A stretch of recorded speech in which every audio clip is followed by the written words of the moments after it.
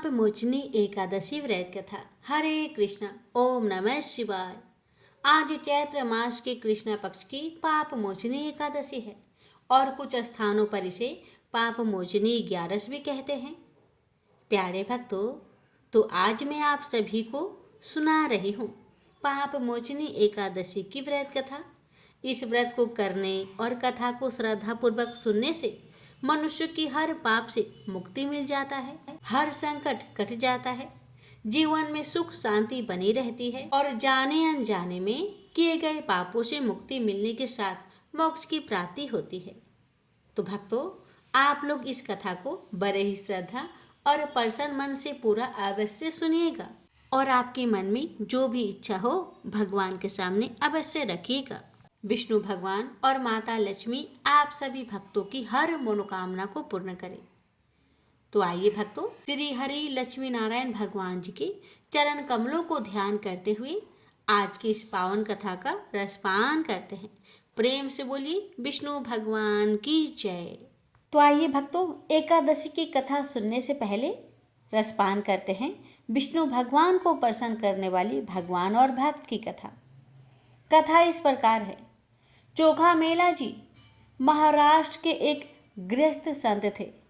वो बड़ी मेहनत से गृह निर्माण कार्य से जो धन मिलता था उससे गुजारा करते थे, तो उनके पास कुछ ही रुपए होते थे। एक दिन वो अपने घर के ठाकुर की सेवा के लिए सब्जी लेने जा रहे थे।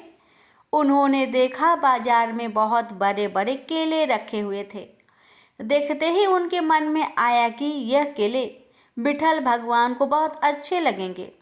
उन्होंने सब्जी नहीं ली, उन्हीं पैसे से केले ले लिए। उनको मंदिर में अंदर प्रवेश का अधिकार नहीं था, तो वे दरवाजे पे खड़े हुए आवाज लगाई कि विठल भगवान को केले का भोग लगा दीजिए। भगवान के कुछ सेवकों ने उन्हें धक्का मारकर बाहर कर दिया। उन्होंने कहा, तुम क्या समझते हो, 2-4 बार प्रभु का नाम ले लिया तो इतने बड़े भक्त हो जाओगे कि तुम्हारे हाथ का छुआ हुआ भोग भगवान पालेंगे। चोखा मेला जी को इस बात से बुरा नहीं लगा कि उनके साथ दुर्व्यवहार हुआ। वह एकांत में जाकर प्रभु से बात करने लगे कि मेरा अपमान हुआ, इस बात का मुझे कोई दुख नहीं, लेकिन आपने ऐसा क्यों किया? मेरे हृदय में आपने ही प्रेरणा की और फल देखकर कि मेरे मन में आया कि आप खाना चाहते हैं, तो मैं आपके लिए केले ले गया। मुझे ऐसी जगह पैदा ही क्यों किया जहाँ की सेवा आपको पसंद नहीं? आप तो सब कुछ कर सकते थे ना। उसके बाद फिर आपने केले खाने की चाह प्रकट क्यों की? यदि आप ऐसा चाहते हैं तो फिर मैं इस शरीर को रख कर क्या करूँगा, क्योंकि ये शरीर आपकी सेवा के योग्य नहीं है। आज से मेरा अन्न जल बंद और अब मैं इस शरीर को त्याग दूंगा। उन्होंने अपनी कुटिया का दरवाजा बंद कर लिया और निश्चय कर लिया कि इस शरीर में ना जल डालेंगे और ना ही अन्न डालेंगे। जैसे ही मंदिर में ठाकुर जी को शयन कराया गया, ठाकुर जी वहां से बाहर निकले। ठाकुर जी ने चोखा मेला जी की कुटिया के बाहर जाकर उनका दरवाजा खटखटाया। उन्होंने बड़ी ही अमृतमय वाणी से चोखा मेला को आवाज लगाई। चोखा मेला जी एकदम आकर्षित हुए। उन्होंने पूछा, कौन है? ठाकुर जी ने कहा, चोखा मेला जी, बहुत भूख लगी है। जैसे ही दरवाजा खोला तो सामने नवकिशोर अवस्था के ठाकुर जी खड़े थे। आनंद समुद्र प्रभु को सामने देखकर चोखा मेला जी आह भर कर रो पड़े। प्रभु ने कहा, रोने धोने का समय नहीं है, मुझे बहुत भूख लगी है। चोखा मेला जी के पास जैसे भी था उन्होंने वैसा आसन बिछाया और कहा, विराजिए। ठाकुर जी ने कहा, नहीं नहीं, आसन पर नहीं, तुम्हारे गोद में बैठकर खाऊंगा। ठाकुर जी ने कहा, वो जो केले लाए थे ना, वो ले आओ। चोखा मेला जी बोले, हाँ प्रभु, मुझे अपमानित करके भगा दिया गया तो वो रखा हुआ है। ठाकुर जी अब चोखा मेला जी के गोद में बैठकर केला खा रहे हैं। प्रभु बोले, आज जो स्वाद मिल रहा है वो मुझे मंदिर में लगाए हुए भोग में नहीं मिलता। रुक्मणी जी को भी पता चले कि मेरे प्रेमी जनों द्वारा दी गई वस्तु में कितनी स्वाद है, इसलिए आप मुझे 2 केले रुक्मणी जी के लिए दे दीजिए। ठाकुर जी ने बाकी सब केले खा लिए और चोखा मेला जी से कहा, आप आनंदित रहो, मैं उन्हीं का होता हूँ जो मेरे लिए हैं। मैं किसी जाति, कुल, साधना, अवस्था, तपस्या का नहीं होता। इसका तो केवल कुछ सुकृत फल होता है, लेकिन जो केवल मेरे लिए है, मैं उनका होता हूँ। ठाकुर जी वापस अपने मंदिर में आए, रुक्मणी जी को अपने भक्त द्वारा दिया हुआ केला खिलाया और आंगन में छिलके फेंक दिए। उन्होंने मंदिर का दरवाजा अंदर से बंद कर दिया। सुबह दर्शन के लिए हजारों भक्तों की भीड़ लगी। ठाकुर जी की सेवा करने वाले सेवक बाहर से ताला लगा कर जाते थे। उन्होंने जब ताला खोला तो दरवाजा नहीं खुला। सब बहुत परेशान हो गए और रोने लगे। पुजारियों ने प्रभु से प्रार्थना की कि प्रभु, कोई अपराध हो गया है क्या? ठाकुर जी ने कहा, यह दरवाज़ा तभी खुलेगा जब आप सब चोखा मेला जी को लेकर आएंगे और वह दरवाज़ा खोलने के लिए कहेंगे। निजी सेवकों ने कहा, प्रभु हम अभी जाते हैं। ठाकुर जी ने कहा, ऐसे नहीं, पालकी लेकर जाओ, चोखा मेला जी को पालकी में बैठा कर लाओ। वो दैन्य हैं तो शायद वो पालकी में ना बैठे। आप उनके चरण पकड़ना, प्रार्थना करना, लेकिन उनको पालकी में ही बैठा कर लाना। ठाकुर जी अपने सेवकों के जीवन आधार थे। वो पालकी लेकर चोखा मेला जी को लेने के लिए भागे। सब लोग आश्चर्यचकित हो रहे थे कि कल मंदिर के दरवाजे से जिसको धक्का दिया गया था, आज उसे ही भगवान के सेवक पालकी में ले जा रहे हैं। जैसे ही सेवकों ने पालकी में बैठकर मंदिर चलने की बात कही तो चोखा मेला जी तो साष्टांग लेट गए। उन्होंने कहा, मैं इस योग्य नहीं हूँ। सेवकों ने उनके चरण पकड़ लिए कि अब आप और मत छुपाइए, हम जान गए कि आप किस कोटि के महान भक्त हैं। उन्होंने जबरदस्ती चोखा मेला जी को पालकी में बिठाया और इनकी जय जयकार करते हुए मंदिर में ले आए। मंदिर में जाते ही चोखा मेला जी ने आंसू बहाते हुए प्रभु से प्रार्थना की। उन्होंने कहा, प्रभु बस करो, अब तो दरवाजे खोल दो। इसके बाद तत्काल मंदिर के दरवाजे खुल गए। प्रेम से बोले हरे कृष्णा। कथा कैसी लगी कमेंट बॉक्स में जरूर बताइएगा। अब रसपान करेंगे पाप मोचनी एकादशी की व्रत कथा। धर्मराज युधिष्ठिर बोले, हे जनार्दन, चैत्र मास के कृष्णा पक्ष की एकादशी का क्या नाम है तथा उसकी विधि क्या है? कृपा करके आप मुझे बताइए। श्री भगवान बोले, हे राजन, चैत्र मास के कृष्णा पक्ष की एकादशी का नाम पाप मोचनी एकादशी है। इस व्रत के प्रभाव से मनुष्य के सभी पापों का नाश होता है। यह सब व्रतों से उत्तम व्रत है। इस पाप मोचनी एकादशी के महात्म्य के श्रवण व पठन से समस्त पाप नाश को प्राप्त हो जाते हैं। एक समय देव ऋषि नारद जी ने जगत पिता ब्रह्मा जी से कहा, महाराज, आप मुझसे चैत्र मास के कृष्णा पक्ष की एकादशी की विधान कहिए। ब्रह्मा जी कहने लगे, हे नारद, चैत्र मास की कृष्णा पक्ष की एकादशी पाप मोचनी एकादशी के रूप में मनाई जाती है। इस दिन भगवान विष्णु का पूजन किया जाता है। इसकी कथा के अनुसार प्राचीन समय में चित्ररथ नामक एक रमणीक वन था। इस वन में देवराज इंद्र गंधर्व कन्याओं तथा देवताओं सहित स्वच्छंद विहार करते थे। एक बार मेधावी नामक ऋषि भी वहां पर तपस्या कर रहे थे। वे ऋषि शिव उपासक तथा अप्सराएं शिव द्रोहिणी अनंगदासी अनुचरी थी।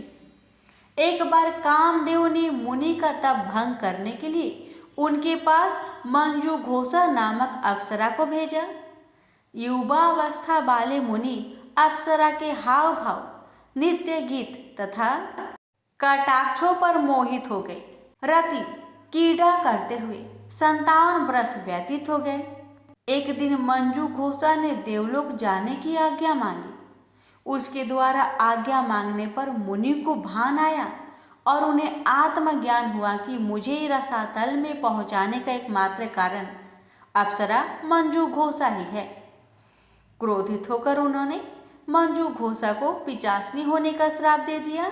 श्राप को सुनकर मंजू घोषा ने कांपते हुए ऋषि से मुक्ति का उपाय पूछा। तब मुनिश्री ने पाप मोचनी एकादशी का व्रत रखने को कहा और अप्सरा को मुक्ति का उपाय बताकर पिता चवन्ने के आश्रम में चले गए। पुत्र के मुख से श्राप देने की बात सुनकर चवन्ने ऋषि ने पुत्र की घोर निंदा की तथा उन्हें पाप मोचनी चैत्र कृष्ण एकादशी का व्रत करने की आज्ञा दी। व्रत के प्रभाव से मंजू घोष अप्सरा पिचासनी देह से मुक्त होकर देवलोक चली गई। अतः हे नारद, जो कोई मनुष्य विधि पूर्वक इस व्रत को करेगा उसके सारे पापों की मुक्ति होना निश्चित है, और जो कोई इस व्रत के महात्म्य को पढ़ता और सुनता है उसे सारे संकटों से मुक्ति मिल जाती है। प्रेम से बोलिए लक्ष्मीपति विष्णु भगवान जी की जय। एक राजा थे जिनका नाम था स्पर्श। वो माँ भगवती के बहुत बड़ा भक्त थे। वे दिन रात उनकी पूजा आराधना में लीन रहते थे। राजा को किसी चीज की भी कमी नहीं थी, बस उन्हें बच्चे की ख्वाहिश थी।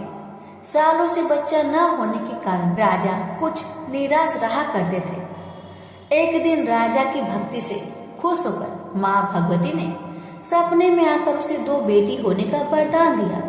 आशीर्वाद मिलने के कुछ समय बाद राजा के घर एक बेटी पैदा हुई। बेटी पैदा होने की खुशी में राजा ने सबको दावत दी और बेटी की कुंडली बनवाने के लिए पंडितों को बुलवाया। सबने राजा से एक ही बात कही कि ये साक्षात देवी का रूप है। जहाँ भी इसके कदम पड़ेंगे वहाँ खुशियाँ ही खुशियाँ होगी। यह भगवती देवी की भक्तन होगी। इतना सब कहकर पंडितों ने लड़के का नाम तारा रख दिया। कुछ समय के बाद मंगलवार के दिन राजा के घर एक और बेटी पैदा हुई। ज्योतिषों ने उसकी भी कुंडली बनवाई और उदास हो गए। राजा ने जब उनसे उदासी का कारण पूछा तो ज्योतिषों ने बताया कि ये लड़की आपके जीवन में खूब सारा दुख लेकर आएगी। राजा ने ज्योतिषों से पूछा कि आखिर मैंने ऐसे कौन से खराब कर्म किए थे इसने मेरे घर जन्म लिया है। ज्योतिषों ने बताया कि आपकी दोनों बेटियां राजा इंद्र की अप्सराएं हुआ करती थी। इनमें से बड़ी बहन का नाम तारा और छोटी बहन का नाम रुकमन था। एक दिन ये दोनों मिलकर धरती की सैर करने के लिए गई। दोनों ने ही वहां पहुंचकर एकादशी के दिन का व्रत रखा। तारा ने अपनी छोटी बहन से कहा कि आज एकादशी का व्रत है, इसलिए बाजार जाकर कुछ ताजे फल ले आओ, लेकिन वहाँ कुछ खाना मत। रुकमन बाजार फल लेने के लिए चली गई। वहाँ उसे मछली की पकौड़े दिखे। उसने झट से उन्हें खा लिया और अपनी दीदी के लिए कुछ फल ले दिए। रुकमन से तारा ने पूछा कि तुम अपने लिए फल क्यों नहीं लाए? उसने जवाब दिया कि वो मछली के पकौड़े खाकर आई है। तारा ने गुस्से से कहा कि तुम पापिन हो, एकादशी के दिन तुमने मछली खा ली। ऐसे खराब कर्म के लिए मैं तुम्हें छिपकली बनने का श्राप देती हूँ। अब उसी जंगल में तारा की बहन छिपकली बनकर रहने लगी। वहाँ एक जाने माने ऋषि गुरु गोरख भी अपने कुछ शिष्यों के साथ रहते थे। उनके शिष्यों में से एक बहुत ही घमंडी था। अपने घमंड के चलते वो शिष्य कमंडल में पानी भरकर एकांत में बैठकर तपस्या करने लगा। तभी एक प्यासी गाय वहां आ गई। उसने सीधे अपना मुख उस कमंडल में डाला और पानी पी लिया। पानी पीने के बाद जैसे ही गाय अपना मुंह बाहर निकालने लगी तो कमंडल नीचे गिर गया और ऋषि का ध्यान भंग हो गया। ऋषि ने देखा कि गाय पानी पी गई है। अब गुस्से में ऋषि ने गाय को एक चिमटे से बुरी तरह घायल कर दिया। इस बात की जानकारी जब गुरु गोरख को पड़ी तो वो तुरंत गाय को देखने के लिए गए। जैसे ही उन्होंने गाय की हालत देखी वैसे ही अपने उस घमंडी शिष्य को आश्रम से बाहर निकाल दिया। कुछ दिनों के बाद गौ माता पर किए गए उस अत्याचार से होने वाले पाप को कम करने के लिए उन्होंने एक यज्ञ करवाया। इस यज्ञ के बारे में गाय को चिमटे से मारने वाले घमंडी शिष्य को भी पता चला। वे सीधे पंछी का रूप धारण करके यज्ञ स्थल पर गया और भोजन में अपनी चोट से मरा हुआ सांप डाल दिया। किसी को इस बात की खबर नहीं हुई। ये सब होते हुए तारा से श्राप मिलने वाली छिपकली रुकमन देख रही थी। उसके मन में हुआ कि इसे खाकर सारे लोग मर जाएंगे। सबकी जान बचाने के लिए छिपकली बनी रुकमन सभी लोगों के सामने भोजन पर गिर गई। लोगों ने छिपकली को खूब कोसा और बर्तन को खाली करने लगे। उसी वक्त भंडारा करने वालों को खाने में मरा हुआ सांप भी दिखा। तब कहीं जाकर सबको समझ आया कि छिपकली सबकी जान बचाने के लिए जानबूझकर भोजन में गिरी थी। एक छिपकली होने के बावजूद भी इतने अच्छे विचार होने की वजह से यज्ञ में मौजूद सारे महत्वपूर्ण लोगों ने कहा कि हमें इस छिपकली की मुक्ति के लिए प्रार्थना करनी चाहिए। पंडित ने आगे बताया कि सबकी प्रार्थना से ही वो छिपकली तीसरे जन्म में आप जैसे प्रतापी राजा के घर बेटी के रूप में पैदा हुई है। वही तारा ने दूसरे जन्म में तारामती के रूप लिया और अयोध्या के राजा हरिश्चंद्र से शादी की। इतनी सब बातें कहने के बाद पंडितों ने राजा अस्पर्श को रुकमन को मारने की सलाह दी। इस बात पर राजा बोले, मैं किसी बेटी को कैसे मार सकता हूँ? ऐसा करना पाप होगा। फिर ज्योतिषों ने कहा कि एक संदूक में सोना चांदी लगाकर उसके अंदर लकड़ी को रख देना और संदूक को पानी में बहा देना। उसमें लगा हुआ सोना चांदी देखकर लोग नदी से संदूक जरूर निकालेंगे और लड़की की जान बच जाएगी। राजा ने ज्योतिषों ने जैसा बताया वैसा ही किया। नदी में सोना चांदी जरा हुआ संदूक देखकर काशी के पास ही एक भंगी ने उसे बाहर निकाला। उसके कोई बच्चे नहीं थे, इसलिए उसने संदूक के अंदर की लड़की को पालने का फैसला लिया। उसे भंगी हुआ उसकी पत्नी ने खूब प्यार से पाला और उसका नाम रुक्को रख दिया। बड़ी होते ही दोनों ने रुक्को की शादी करवा दी। रुक्को की सासू माँ तारामती और राजा हरिश्चंद्र के महल में साफ सफाई करने का काम किया करती थी। कुछ दिनों के बाद रुक्को की सासू माँ बीमार हो गई। उनकी जगह रुक्को वहाँ काम करने लगी। तारामती ने उसे देखा और पुराने जन्म के पुण्य के कारण पहचान लिया और उसे कहा कि तुम मेरे साथ बैठ जाओ। रुक्को ने बोला कि मैं तो भंगिन हूँ, इसलिए आपके पास नहीं बैठ सकती। तारामती ने उसे बताया कि तुम पूर्व जन्म में मेरी ही बहन थी।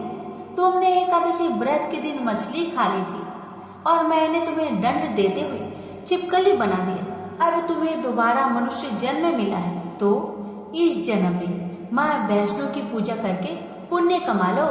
माँ की पूजा से तुम्हारी सारी इच्छाएं भी पूरी होगी। तारामती की इस बात को सुनने के बाद रुक्को माँ वैष्णो से एक बेटे के लिए प्रार्थना करती थी और कहती थी कि अगर उसकी मनोकामना पूरी हो गई तो वो अपने घर में माँ वैष्णो देवी की पूजन और जागरण करवाएगी। माँ वैष्णो देवी उसकी प्रार्थना सुन लेती है और उसे बेटा होता है।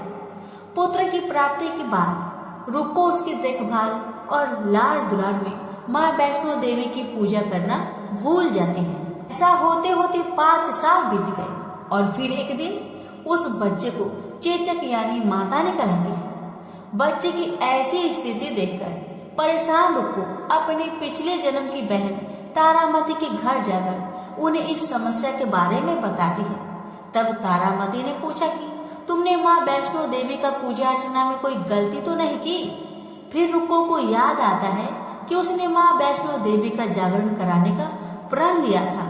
ये बात याद आते ही रुक्को को काफी पछतावा हुआ और मन में माँ से कहा कि बच्चे के ठीक होते ही वो अपने घर में जागरण करवाएगी। अगले ही दिन उसका बेटा पूरी तरह ठीक हो जाता है। तभी रुक्को ने माता रानी के मंदिर जाकर पुजारियों से कहा कि मंगलवार के दिन घर में जागरण करवा दीजिए। रुक्को की बात सुनकर पंडित कहते हैं कि तुम यही 5 रुपए दे दो तुम्हारे लिए हम मंदिर में ही जागरण करा देते हैं। रुको कहती है, मुझे पता है कि मैं चमारिन हूँ, लेकिन आप मेरे घर आकर ही जागरण करवा दीजिए। माँ किसी तरह का भेदभाव नहीं करती, तो आपको भी नहीं करना चाहिए। इस पर पंडितों ने विचार विमर्श करके कहा कि अगर रानी आपके जागरण में आती है तो हम तुम्हारे घर आकर जागरण करने के लिए तैयार हैं। पंडितों की बातें सुनकर रुको अपनी बहन रानी तारामती के पास जाती है और तारामती को सारी बात बताती है। रुको की बातें सुनकर तारामती जागरण में जाने के लिए तैयार हो जाती है। इस बात को बताने के लिए रुको जब पंडित जी के पास जाती है तब उनके बीच की बातों को सेन नामक नाई सुन लेता है। फिर वह राजा हरिश्चंद्र को जाकर सारी बात बता देता है। राजा के मन में हुआ कि रानी को नीची जाति वालों के घर जागरण में नहीं जाना चाहिए। इस वजह से वो अपनी उंगली काट लेते हैं जिससे उन्हें नींद न आए और रानी जागरण में ना जा सके। जब जागरण का समय होता है तब भी राजा को जागते हुए देखकर रानी मन ही मन माँ वैष्णो देवी से प्रार्थना करती है कि महाराज को नींद आ जाए ताकि मैं जागरण में जा सकूं। रानी की प्रार्थना के कुछ देर बाद राजा को नींद आ जाती है। फिर रानी तारामती रोशनदार में रस्सी बांधकर महल से नीचे आकर रुक्को के घर चली जाती है। इसी जल्दबाजी में रास्ते में ही रानी का रेशमी रुमाल और एक पाव का कंगन गिर जाता है। इधर कुछ वक्त बाद राजा हरिश्चंद्र की नींद टूट जाती है। नींद खुलने पर रानी को अपने पास न देखकर राजा उसकी तलाश में निकल जाते हैं। रानी को ढूंढते ढूंढते उन्हें रानी का रुमाल और कंगन मिलता है। रानी की चीजों को अपने साथ लेकर राजा जागरण स्थल पर पहुंचते हैं और एक जगह चुपचाप बैठकर जागरण सुनने लगते हैं। माँ वैष्णो देवी के जय जयकारे के साथ जागरण खत्म होता है और सभी को प्रसाद दिया जाता है। तब रानी अपने हिस्से के प्रसाद को झोली में डाल लेती है। रानी के ऐसा करने पर लोग उनसे पूछते हैं कि वो प्रसाद क्यों नहीं खा रही है। अगर आप प्रसाद का सेवन नहीं करती तो जागरण में आए लोग भी प्रसाद नहीं खाएंगे। तब रानी बोलती है कि वह प्रसाद राजा के लिए था, अब आप मुझे प्रसाद दीजिए। फिर अपने लिए प्रसाद लेकर रानी सबके सामने उसे खा लेती है। रानी के प्रसाद खाते ही जागरण में मौजूद सभी भक्तों ने प्रसाद को खाया। उसके बाद रानी महल के लिए निकल जाती है। तभी रास्ते में ही राजा उन्हें रोककर पूछते हैं, तुमने नीच जाति के घर के प्रसाद खाकर खुद को अपवित्र कर लिया है। तुमने मेरे लिए भी प्रसाद रखा है, अब तुम उससे मुझे भी अपवित्र करना चाहती हो। अब मैं तुम्हें कतई अपना महल नहीं ले जा सकता। यह बोलते हुए जब राजा रानी की झोली देखता है तब उन्हें प्रसाद की जगह गुलाब, चंपा जैसे अनेक फूल और कच्चा चावल व सुपारियां नजर दिखती है। इस चमत्कार को देखकर राजा हैरान हो जाते हैं। फिर राजा चुपचाप रानी को अपने साथ लेकर महल पहुंचते हैं। महारानी बिना माचिस के ही माता रानी के सामने दीप जलाकर राजा हरिश्चंद्र को और हैरान कर देती है। फिर रानी बोलती है कि माता के दर्शन करने के लिए बहुत बड़ा त्याग करना पड़ता है। इसके लिए आपको अपने बेटे रोहितास की बलि देनी होगी, तभी माँ दुर्गा आपको साक्षात दर्शन देगी। यह सुनकर राजा के मन में माँ के दर्शन की इच्छा होने लगी, जिसके लिए राजा अपने पुत्र की बलि देते हैं। बलि देने के बाद माँ दुर्गा शेर पर सवार होकर प्रकट हो जाती है। उन्हें देखकर राजा हरिश्चंद्र काफी खुश हो गए और माँ दुर्गा ने तुरंत राजा के बेटे को दोबारा जिंदा कर दिया। इस चमत्कार को देखकर राजा हरिश्चंद्र खुश हो गए। तभी राजा ने माँ की पूरी विधि विधान से पूजा करके उनसे गलतियों की माफी मांगी। माँ दुर्गा ने भी राजा को खुश रहने का आशीर्वाद दिया और अंतर ध्यान हो गए। तब राजा ने तारा रानी से कहा कि मैं बहुत खुश हूँ कि मुझे पत्नी के रूप में आप मिली हैं। फिर राजा हरिश्चंद्र, तारा रानी और रुक्मन तीनों अपनी मनुष्य योनि से छुटकारा पाकर देवलोक में चले जाते हैं। इनसे बोलिए तारा रानी की जय हो, माता रानी की जय हो। सुनिए समस्त मनोकामना को पूर्ण करने वाली विष्णु सहस्त्र नाम पाठ। विष्णु सहस्त्र नाम स्रोत का उल्लेख महाभारत के अनुशासन पर्व में मिलता है, जब भीष्म पितामह मृत्यु शैया पर लेटे होते हैं। तब श्री कृष्ण की आज्ञा पर युधिष्ठिर उनसे उपदेश प्राप्त करते हैं, तो पितामह भगवान विष्णु के दिव्य 1000 नामों से युक्त इस कल्याणकारी स्रोत का उपदेश करते हैं। विष्णु सहस्त्रनाम का पाठ पढ़ने अथवा सुनने से समस्त मनोकामना पूर्ण हो जाती है। घर में धन्य धान्य सुख संपदा बनी रहती है। यदि आप विष्णु सहस्त्रनाम स्रोत यानी श्री हरि के 1000 नामों और उनकी महिमा को पढ़ने में असमर्थ है, तो मात्र एक श्लोक से ही इस पाठ का पुण्य प्राप्त किया जा सकता है। वो श्लोक इस प्रकार है: श्री राम रामेति रामेति रमे रामे मनोरमे सहस्त्रनाम तन्तुल्यम राम नाम बरानने। शिव जी माता पार्वती से कहते हैं कि श्री राम नाम के मुख में विराजमान होने से राम राम इसी 12 अक्षर नाम का जप करो। हे पार्वती, मैं भी इन्हीं मनोरम राम में रमता हूँ। यह राम नाम विष्णु जी के सहस्त्र नाम के तुल्य है। भगवान राम के राम नाम को विष्णु सहस्त्र नाम के तुल्य कहा गया है। इस मंत्र को श्री राम तारक मंत्र भी कहा जाता है और इसका जाप संपूर्ण विष्णु सहस्त्र नाम या भगवान विष्णु के 1000 नामों के जाप के समतुल्य है। यह मंत्र श्री राम रक्षा स्त्रोतम के नाम से भी जाना जाता है। एक बार देवों के देव महादेव जी ने माता पार्वती जी से अपने साथ भोजन करने का अनुरोध किया, तो भगवती ने यह कहकर टाल दिया कि वे अभी विष्णु सहस्त्र नाम का पाठ कर रही है, इसमें कुछ देर लगेगी, तब तक आप प्रतीक्षा करें। भगवान शंकर ने जब पुनः पार्वती जी को बुलाया, तब भी पार्वती जी ने यही उत्तर दिया कि वे विष्णु सहस्त्र नाम के पाठ के पूर्ण होने के बाद ही आ सकेगी। शिव जी को उस समय बड़ी जल्दी थी, भूख लग रही थी और भोजन ठंडा हो रहा था। ऐसे में भूत भावन भगवान शिव जी ने कहा, हे पार्वती, राम राम कहो। एक बार राम कहने से विष्णु सहस्त्र नाम का संपूर्ण फल मिल जाता है, क्योंकि श्री राम नाम ही विष्णु सहस्त्र नाम के तुल्य है।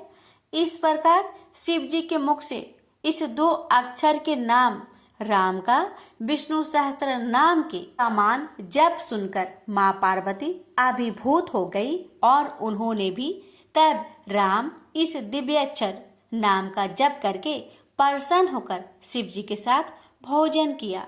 प्रेम से बोलिए सिया रामचंद्र की जय। हर हर महादेव, माता पार्वती की जय, लक्ष्मी नारायण की जय। तुलसी माता की कथा। एक नगर में एक गरीब ब्राह्मण अपनी पत्नी के साथ रहता था। वह भिक्षा मांग मांग कर अपना जीवन गुजारता और भगवान की पूजा में लगा रहता था। वह उतने ही भिक्षा मांगता जिससे उसके और उसके परिवार का पेट भर सके। उस नगर का राजा बहुत धनवान था और ब्राह्मणों का आदर करने वाला था। राजा किसी भी ब्राह्मण को अपने महल से खाली हाथ नहीं जाने देते थे। दूर दूर से ब्राह्मण राजा के पास आते और मुंह मांगा दान लेकर आशीर्वाद देते हुए वापस चले जाते थे। एक दिन ब्राह्मण की पत्नी ने ब्राह्मण से कहा कि दूर दूर के ब्राह्मण राजा से मनचाहा दान लेकर चले आते हैं और तुम भी यहाँ रहकर राजा के पास नहीं जाते। जन्म भर मैं कंगाली का झक झेलूं, आज तुम जाओ और राजा से कुछ मांग कर लाओ। ब्राह्मण ने पत्नी को समझाते हुए कहा, तू तो बावड़ी है, हमें धन की क्या जरूरत, हमें इतना तो मिल ही जाता है जिससे हम अपना पेट भर सके, और राजा का धन तो अच्छा नहीं होता, वो हमें नहीं लेना चाहिए। ब्राह्मण की पत्नी जिद पर अड़ गई और बोली, मैं तुम्हारी एक भी बात सुनने वाली नहीं। कब तक हम कंगाली में जीते रहेंगे? तुम तो रोज माला लेकर बैठ जाते हो। अपने बच्चे को क्या खिलाएंगे और क्या पहनाएंगे? जब बच्चे दूसरे बच्चों को पहनते, ओढ़ते और खाते पीते देखेंगे तो उनका भी मन ललचाएगा। अब तुम राजा के पास जाओ। राजा बहुत भला व्यक्ति है, वो हमें मुंह मांगा दान जरूर देंगे। मजबूर होकर ब्राह्मण राजा के महल की ओर चल पड़ा, पर राजा उस समय महल में नहीं था। ब्राह्मण को वापस लौटना पड़ा। दूसरे दिन ब्राह्मण की पत्नी ने ब्राह्मण को फिर से महल में भेजा, परंतु राजा फिर से महल में नहीं मिला। तीसरे दिन राजा महल में गया और उसने ब्राह्मण का स्वागत किया और उसे आसन पर बैठाया और साथ में ब्राह्मण देवता से 2 दिन न मिल पाने के लिए क्षमा भी मांगी। राजा ने कहा, मैं आपकी क्या सेवा कर सकता हूँ?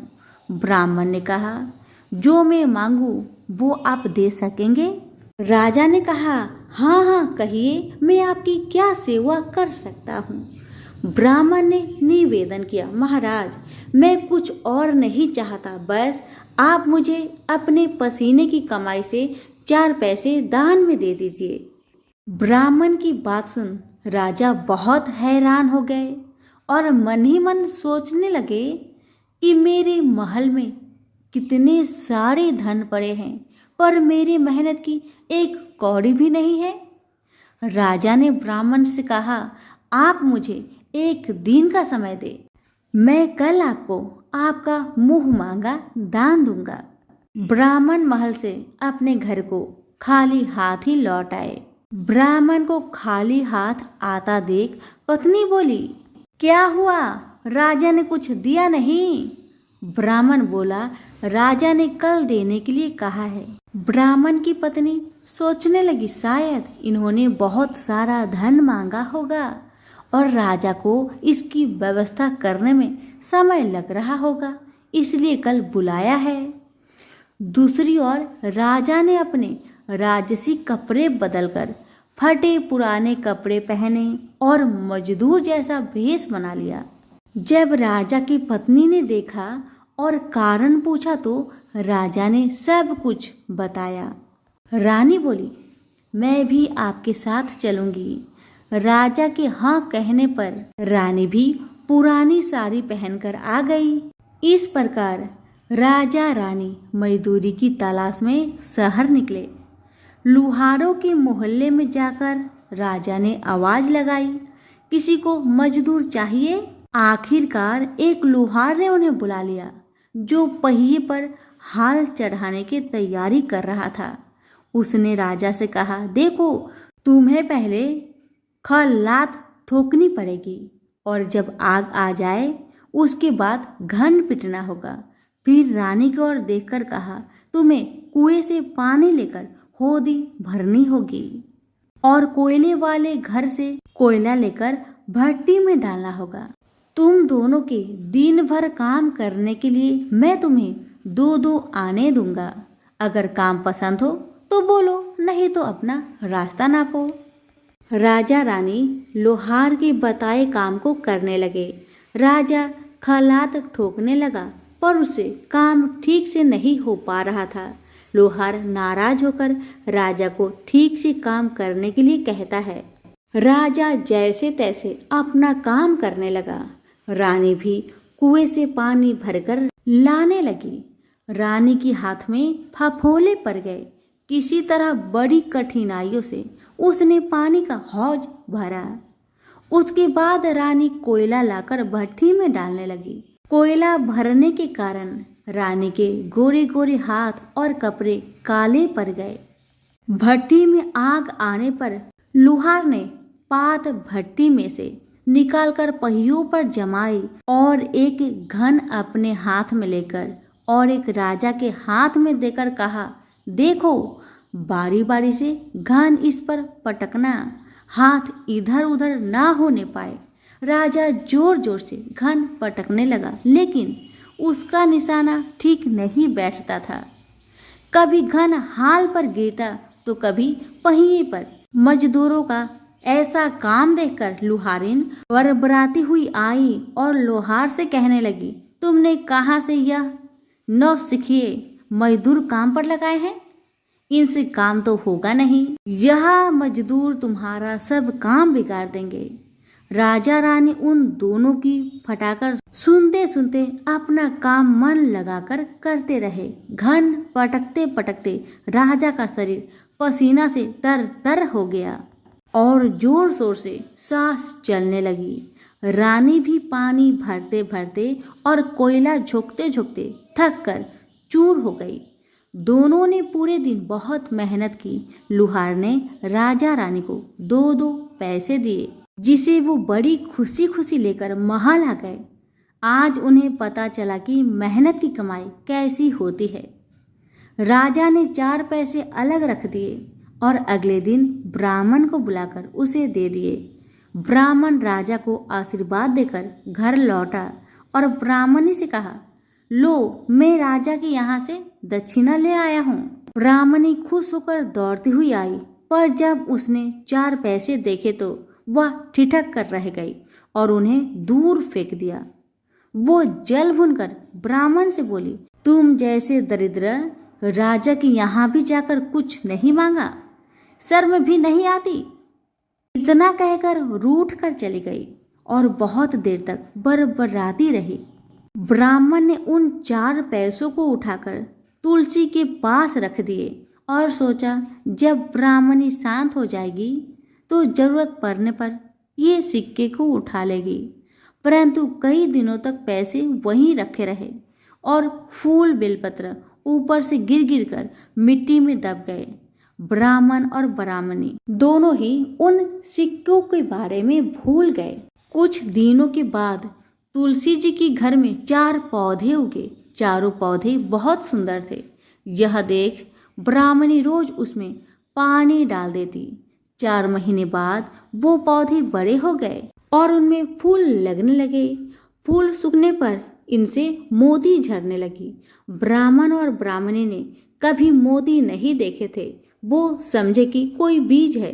हर रोज कई कई फूल झरते और मोती पूरे तुलसी पर बिखर जाते। ब्राह्मणी उन मोतियों को समेट कर घर के एक कोने में डाल देती। इस तरह वहां मोतियों का ढेर लग गया था। एक दिन एक सब्जी वाली आई। ब्राह्मणी को सब्जी लेनी थी, पर उसके पास पैसे नहीं थे। उसने सब्जी वाली से कहा, क्या तुम इन चमकदार बीजों के बदले सब्जी दे सकती हो? सब्जी वाली ने देखा तो वो पहचान गई, अरे ये तो मोती है। उसने खुशी खुशी ब्राह्मणी को उन मोतियों के बदले उनकी मनपसंद सब्जी दे दी। अब से हर रोज ऐसा होने लगा। ब्राह्मणी और सब्जी वाली दोनों खुश थे। सब्जी वाली यह सोचकर खुश थी कि मुझे 1 पैसे की तरकारी के बदले हजारों का माल मिलता है, और ब्राह्मणी ये सोचकर खुश थी कि इस बीजों के बदले सब्जी मिल जाती है। इस प्रकार कई महीने बीत गए। उधर राजा के महल में कई राजहंस थे जो मोती चुगते थे। राजा का यह नियम था, जब राजहंस मोती चुग लेते थे उसके बाद ही राजा और उसका परिवार भोजन करता था। एक समय बाद राजा का सारा धन उन मोतियों और दान देने में खर्च हो गया। अब राजा को मोती खरीदने के पैसे तक नहीं बचे। यह खबर पूरे नगर में फैल गई। ब्राह्मण और ब्राह्मणी को जब यह पता चला तो उन्होंने यही विचार किया कि राजा बहुत दानी और नेक दिल है। उसने अपना सब कुछ दान कर दिया, यहाँ तक कि शायद उनके पास खाने को भी कुछ नहीं है। ऐसा हालत में हमें उन लोगों की सहायता करनी चाहिए। ब्राह्मण ने ब्राह्मणी से कहा, अगर तू कहे तो इसमें से कुछ बीज राजा को दे दूं। तू कहती है इससे सब्जी और खाने की चीज मिल जाते हैं। ब्राह्मणी ने कहा, हाँ, मैं रोज इसके बदले सौदा लिया करती हूँ। ऐसा कहकर ब्राह्मणी 1 टोकरी बीज भर लाई। ब्राह्मण राजा के पास पहुंचा और उसे वो मोती दिए और राजा को सारी बात बताई। राजा उन मोतियों को देखकर चौंक गया। उसने मोती राजहंस को दिए। राजहंस उन्हें चुगने लगे। यह देख राजा ने ब्राह्मण से कहा, एक एक मोती सैकड़ों रुपए का है। सच बताए, आपके पास इतने मोती कहाँ से आए? ब्राह्मण बोला, महाराज, ऐसे बीज तो हमारे घर पर बहुत है। और राजा को पूरी बात बताई। राजा अपने मंत्रियों के साथ ब्राह्मण के घर पहुंचे और उन चारों पेड़ों को देखा। पूछताछ में उन सिक्के वाली बात सामने आ गई। जब पेड़ों को देखा तो उनकी जड़ के पास वही सिक्के चिपके हुए थे। आज ब्राह्मण और ब्राह्मणी को मालूम हुआ कि उनके पास लाखों करोड़ों की दौलत है, जिसे वो साधारण बीज समझते थे। ब्राह्मण ने सोचा कि मेरे लिए यह धन किस काम का। ऐसा सोच ब्राह्मण ने सारे मोती राजा को दान में दे दिए। राजा की आंखें भी खुल गई। मेहनत के धन की कीमत उन्हें मालूम पड़ गई। उस दिन राजा ने प्रण कर लिया कि मैं खजाने के पैसे से एक भी पैसा अपने खर्च में नहीं लगाऊंगा। अपना खर्च मेहनत करके चलाऊंगा। खजाने और ब्राह्मण के दान से राजा ने जनता का हित में कई धर्म कर्म के काम शुरू कर दिए। हे तुलसी माता, जैसे आपने ब्राह्मण परिवार पे अपनी कृपा बरसाई, वैसे ही आपकी कथा कहने वाले, सुनने वाले, हुक्कारे भरने वालों पर अपनी कृपा सदा बनाए रखे। तो प्रेम से बोलिए, तुलसी मैया की जय हो। लापसी तपसी की कथा। एक लापसी था, एक तपसी था। तपसी हमेशा भगवान की तपस्या में लीन रहता था। लापसी रोजाना 1.25 सेर की लापसी बनाकर भगवान का भोग लगाकर जीम लेता था। एक दिन दोनों लड़ने लगे। लापसी बोला, मैं रोज भगवान की तपस्या करता हूँ, इसलिए मैं बड़ा हूँ। लापसी बोला कि मैं रोज भगवान को 1.25 सेर लापसी का भोग लगाता हूँ, इसलिए मैं बड़ा हूँ। नारद जी वहां से गुजर रहे थे। दोनों को लड़ता देखकर उनसे पूछा कि क्यों तुम लड़ रहे हो? लापसी ने खुद को बड़ा होने का कारण बताया और तपसी ने अपना कारण बताया। नारद जी बोले, तुम्हारा फैसला मैं कर दूंगा। दूसरे दिन लापसी और तपसी नहाकर अपनी रोज की भक्ति करने आए तो नारद जी ने छुपकर 1.25 करोड़ की एक एक अंगूठी उन दोनों के आगे रख दी। तपसी की नजर जब अंगूठी पर पड़ी तो उसने चुपचाप अंगूठी उठाकर अपने नीचे दबा ली। लापसी की नजर अंगूठी पर पड़ी लेकिन उसने ध्यान नहीं दिया। भगवान को भोग लगाकर लापसी खाने लगा। नारद जी सामने आए तो दोनों ने पूछा कि कौन बड़ा? तो नारद जी ने तपसी को खड़ा होने को कहा। वो खड़ा हुआ तो उसके नीचे दबी अंगूठी दिखाई पड़ी। नारद जी ने तपसी से कहा, तपस्या करने के बाद भी तुम्हारी चोरी करने की आदत नहीं गई, इसलिए लापसी बना है और तुम्हें तुम्हारी तपस्या का कोई भी फल नहीं मिलेगा। तपसी शर्मिंदा होकर माफी मांगने लगा। उसने नारद जी से पूछा, मुझे मेरी तपस्या का फल कैसे मिलेगा? नारद जी ने कहा, यदि कोई गाय और कुत्ते की रोटी नहीं बनाएगा तो फल तुझे मिलेगा। यदि कोई ब्राह्मण को भोजन करवाकर दक्षिणा नहीं देगा तो फल तुझे मिलेगा। यदि कोई साड़ी के साथ ब्लाउज नहीं देगा तो फल तुझे मिलेगा। यदि कोई दिए से दिया जलाएगा तो फल तुझे मिलेगा। यदि कोई सारी कहानी सुने लेकिन तुम्हारी कहानी नहीं सुने तो फल तुझे मिलेगा। उसी दिन से हर व्रत कथा कहानी के साथ लापसी तपसी की कहानी भी सुनी और कही जाती है। प्रेम से बोलिए लक्ष्मी नारायण की जय।